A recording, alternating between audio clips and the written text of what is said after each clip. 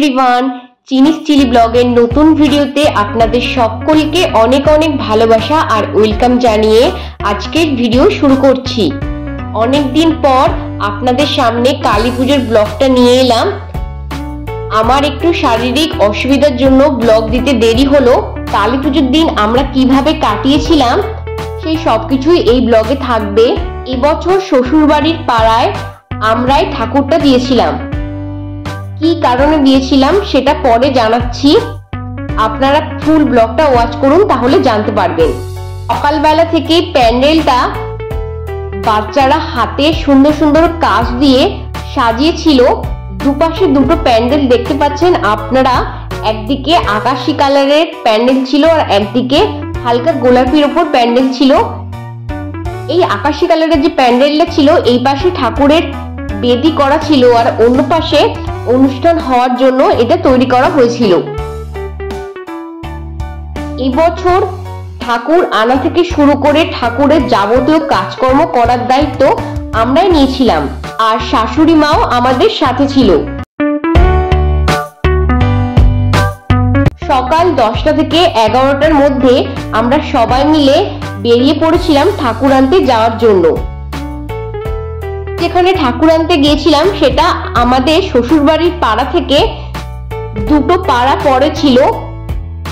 ছোট ছোট কচি কাঁচা বাচ্চারা গাড়ি করে গেছিল আর গাড়িকে ফলো করেই আমি আর আমার বর দুজন মিলে বাইকে করে গিয়েছিলাম। ফোনের মধ্যেই গাড়িটা পোটোপাড়ায় পৌঁছে গেল।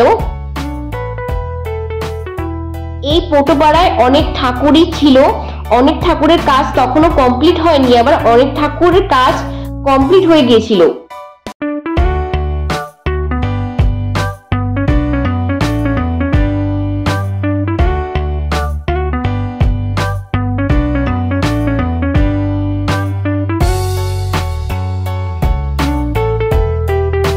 সেখান থেকে আমরা আমাদের ঠাকুরটা নিয়ে আর তার সাথে ডাকিনী যোগিনী নিয়ে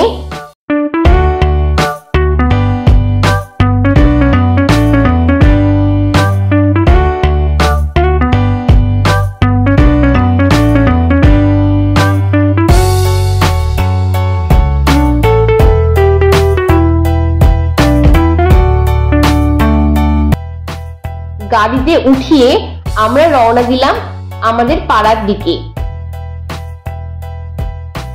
মিলে ঠাকুরটাকে শক্তপোক্ত করে ধরেছিল আর গাড়িটা আস্তে আস্তে চালিয়ে আধ ঘন্টার মধ্যেই আমাদের পাড়াতে পৌঁছে গিয়েছিল সবাই।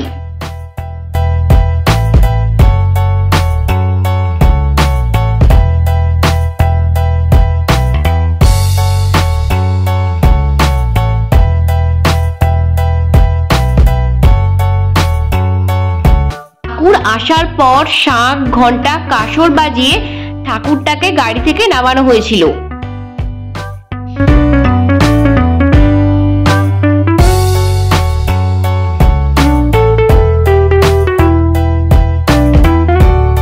তারপর সবাই মিলে ধরে ঠাকুরটাকে বেদিতে বসালো।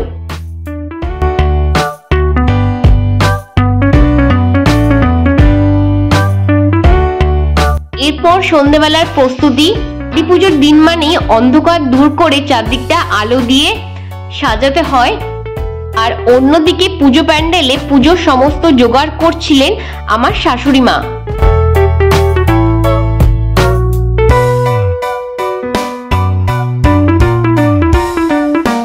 দীপাবলি মানেই আলোর উৎসব।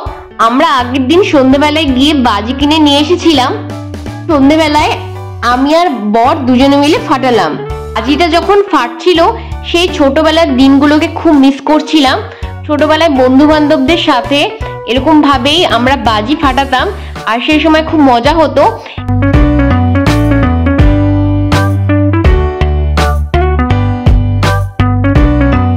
বিয়ের পর প্রথম বছরের কালী পুজো আমরা একসাথে যে কাটাতে পারবো সেটা ভাবিনি, কাটিয়ে বিশাল মজা হচ্ছিল। রাত 10টার দিকে পুজো শুরু হলো। পুজো শুরু হতেই ব্রাহ্মণ মশাই সামনের পুকুরে ঘট ডোবাতে এলেন। সঙ্গে কচি কাচারাও ছিল আর আমিও ছিলাম অবশ্য। আমি অবশ্য ক্যামেরাম্যানের কাজ করছিলাম।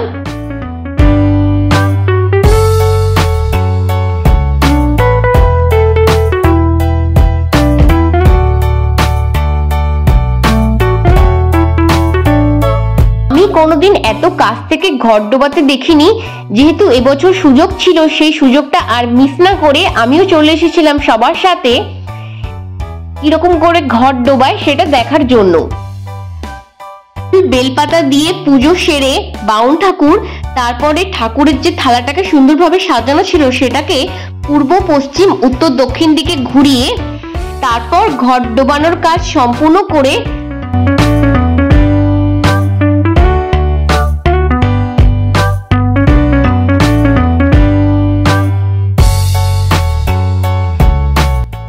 একজন সামনের দিকে ঘটের জল ছিটিয়ে ছিটিয়ে আসছিল আর বামুন ঠাকুর তার পেছন পেছন ফলো করে আসছিল।